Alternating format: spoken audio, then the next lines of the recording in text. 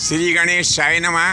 प्रिय बंधुओं, आज बड़ा ही सौभाग्य का विषय है कि हम भोपाल के निकट नेशनल हाईवे नंबर 12 पर स्थित जो प्रसिद्ध चमत्कारी नट बाबा मंदिर है, यहाँ पर हम आपको नट बाबा के दर्शन कराने के लिए जा रहे हैं। तो चलिए आइए करते हैं नट बाबा के दिव्य दर्शन।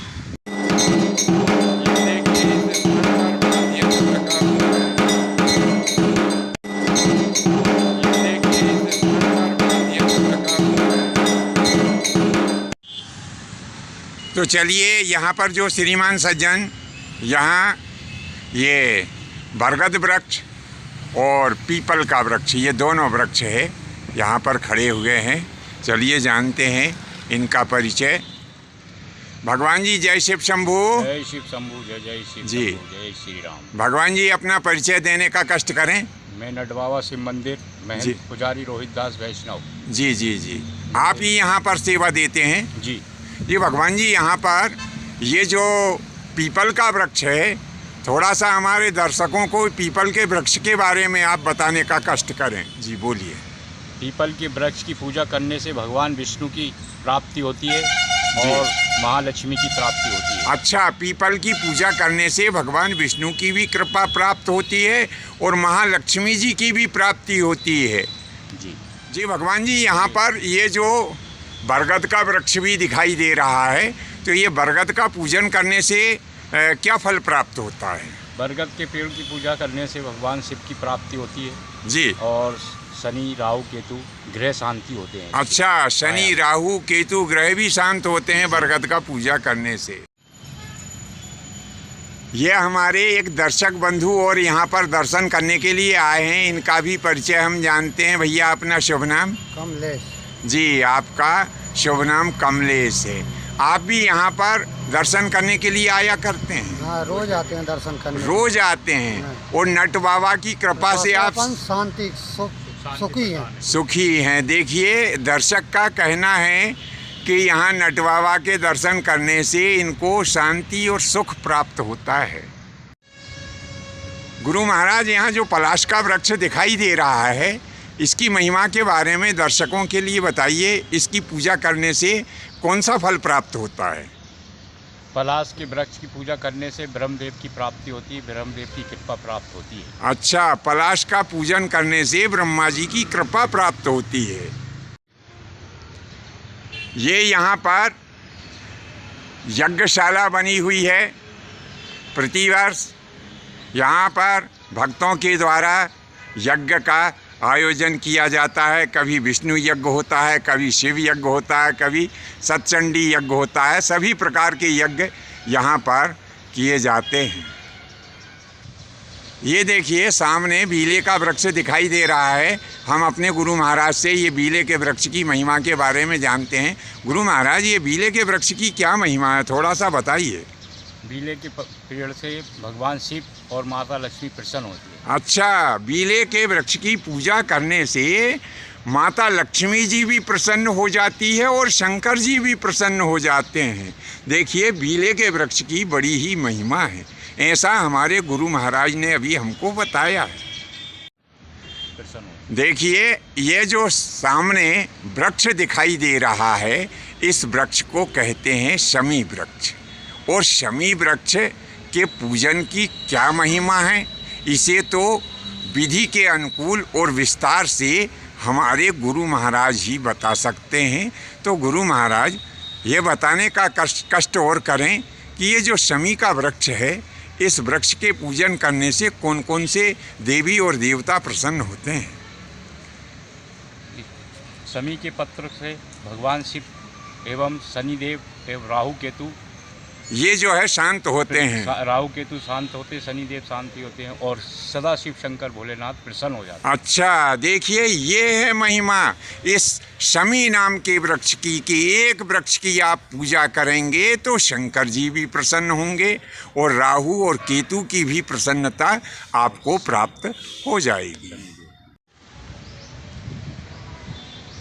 देखिए, ये जो वृक्ष हम अभी आपको बता रहे हैं, हमारे बहुत से दर्शकों ने इस वृक्ष को नहीं देखा होगा। यह वही वृक्ष है जिसके बीजों की माला भगवान आशुतोष औघड़दानी भगवान शंकर जी अपने गले में धारण करते हैं। जी हाँ, हम बात कर रहे हैं रुद्राक्ष के वृक्ष की। यही वृक्ष रुद्राक्ष का वृक्ष है। इसकी महिमा के बारे में गुरु महाराज से जानते हैं। जी हाँ गुरु महाराज, ये जो रुद्राक्ष का वृक्ष है, इसकी पूजा करने से क्या फल प्राप्त होता है भगवान?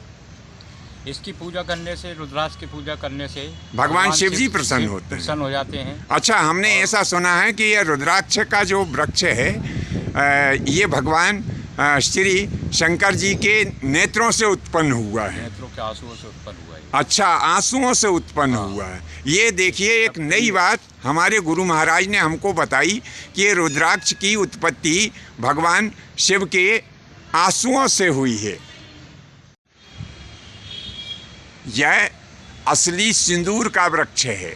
कहते हैं इसमें से जो सिंदूर निकलता है, उस सिंदूर को यदि हम हनुमान जी और देवी दुर्गा यानी माता जी के ऊपर यदि चढ़ाते हैं तो इस सिंदूर के चढ़ाने से हनुमान जी और दुर्गा जी की प्रसन्नता हमें प्राप्त होती है। ऐसा हमारे पूर्वजों ने हमें बताया है। गुरु महाराज, ये जो आपने डाल पकड़ी है, ये वृक्ष कौन सा वृक्ष कहलाता है भगवान जी? ये कदम का वृक्ष है साहब। अच्छा, काय का वृक्ष है ये? कदम का वृक्ष है। अच्छा, ये कदम के वृक्ष की पूजा करने से कौन से देवता प्रसन्न होते हैं प्रभु? भगवान श्री कृष्ण। अच्छा, भगवान श्री होते हैं। अच्छा, और इससे घर में कलेश निवारण होता है और प्रेम बढ़ता है। अच्छा, इससे देखिए, गुरु महाराज के कथनानुसार इस वृक्ष का पूजन करने से भगवान श्री कृष्ण की कृपा प्राप्त होती है। घर में जो ग्रह में अशांति होती है, वो अशांति दूर होकर घर में प्रेम का वातावरण बना रहता है। इस वृक्ष का परिचय देने की आवश्यकता नहीं है। सब लोग जानते हैं कि ये नारियल का वृक्ष है, परंतु इसका महत्व क्या है, तो इसका महत्व हम अपने दर्शकों को बता रहे हैं कि नारियल के वृक्ष की पूजा करने से माता लक्ष्मी और भगवान विष्णु बहुत ही प्रसन्न होते हैं। ऐसी इस नारियल के वृक्ष की महिमा कही गई है। ये यहाँ पर बाबा काल भैरव का स्थान है।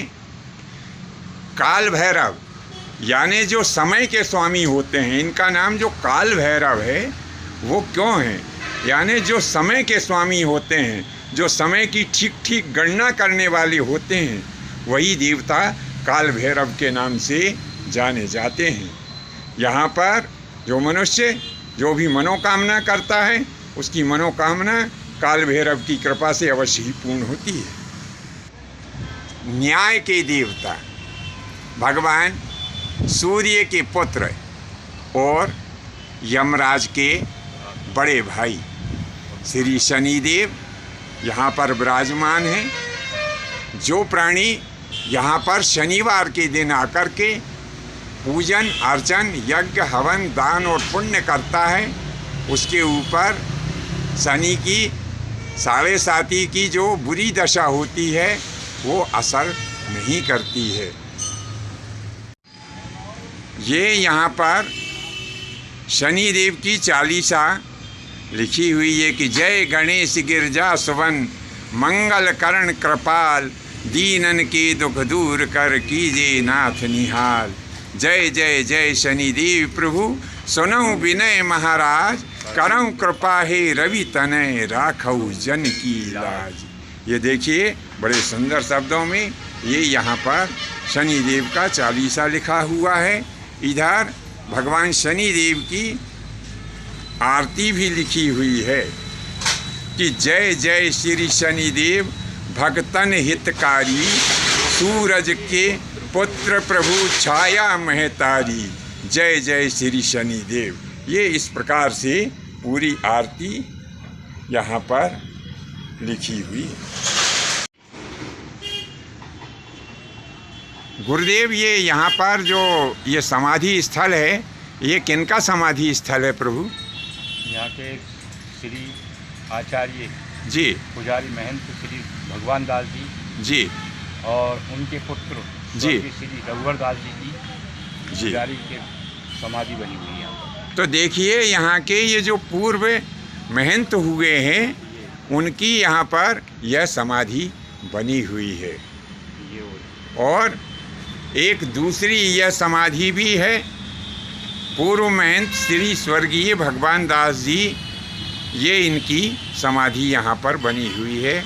संतों के चरणों में दंडवत है। ये नटबाबा मंदिर परिसर में अच्छा, हाँ वो मेरा दर्शनार्थियों की सुविधा के लिए एक दुकान भी खोली गई है। तो भगवान जी यहाँ पर क्या क्या सामान मिलता है प्रभु जी?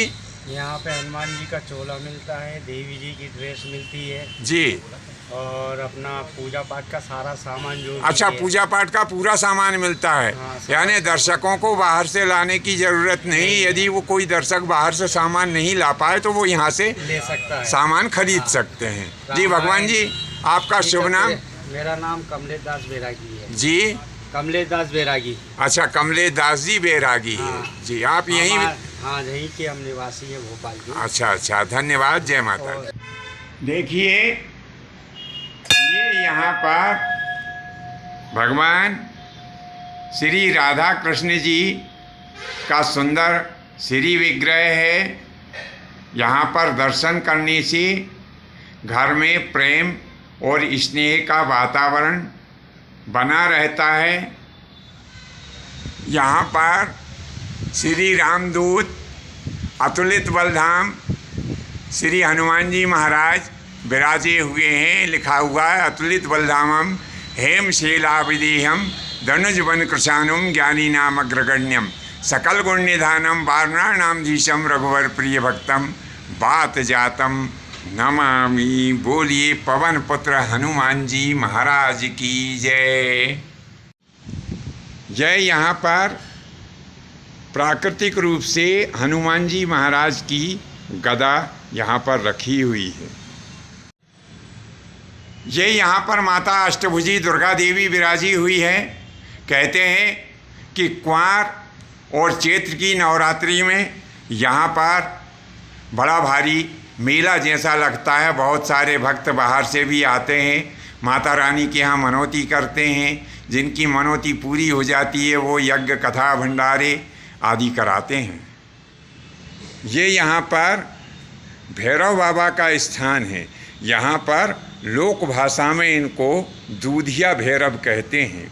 संभवतः पुराण में जिन गोरा जी का जिक्र आता है, हो सकता है कि उन्हीं गोरा जी को दूधिया भैरव कहा जाता हो। जो भी हो, लेकिन है ये भैरव बाबा का स्थान और बड़ा ही सिद्ध स्थान है। ये विग्रह हमें जो दिखाई दे रहा है ये खेड़ापति माता का विग्रह है। और दूसरा ये श्री विग्रह जो दिखाई दे रहा है यह शीतला माता का श्री विग्रह है। कहते हैं कि यहाँ अगर किसी को खुजली अथवा शीतंग की बीमारी अगर हो जाए तो यहाँ की भभूति लगाने से फायदा होता है, ऐसा लोक मान्यताओं में कहा गया है। ये भक्तों द्वारा स्थापित शिवलिंग है और बड़ा ही अच्छा संयोग है कि अधिकांश मंदिर में केवल शिवलिंग के ही दर्शन होते हैं, लेकिन यहाँ मूर्ति के रूप में भी माता गौरा जी और शंकर जी विराजमान हैं। सामने नंदिकेश्वर विराजमान है। ये देखिए यहाँ पर भगवान शिव नटराज की मुद्रा में विराजमान है और दिव्य शिवलिंग के भी आपको दर्शन हो रहे हैं। यहाँ पर पूजा की तैयारी चल रही है। पूजा पूरी नहीं हो पाई थी, इसके पहले ही हम यहाँ पर आ गए, इसलिए आपको पूरा श्रृंगार भगवान शंकर जी का नहीं दिख पा रहा है। गणेश जी का श्री विग्रह है और साथ में माता पार्वती की भी मूर्ति वहाँ पर विराजित है। ये यहाँ पर भगवान शिव के परम प्रिय गण नंदिकेश्वर विराजमान है। कहते हैं नंदिकेश्वर के कान में अपनी मनोकामना कहने से मनोकामना पूर्ण होती है। देखिए ये यहाँ पर भगवान गौरी गणेश स्थापित हैं। यहाँ पर की गई मनोकामना से यदि व्यक्ति पढ़ने में कमज़ोर हो, उसकी याददाश्त कमज़ोर हो, तो यहाँ पर दर्शन पूजन आदि करने से भगवान गणेश जी की कृपा प्राप्त होती है, व्यक्ति की याददाश्त बढ़ती है। यही इस स्थान की महिमा है। बंधुओं, इस स्थान के बारे में विस्तार से बताने के पीछे हमारा एक ही उद्देश्य है कि यहाँ पर वह सभी वनस्पति उपलब्ध है जो नवग्रह से संबंध रखती है।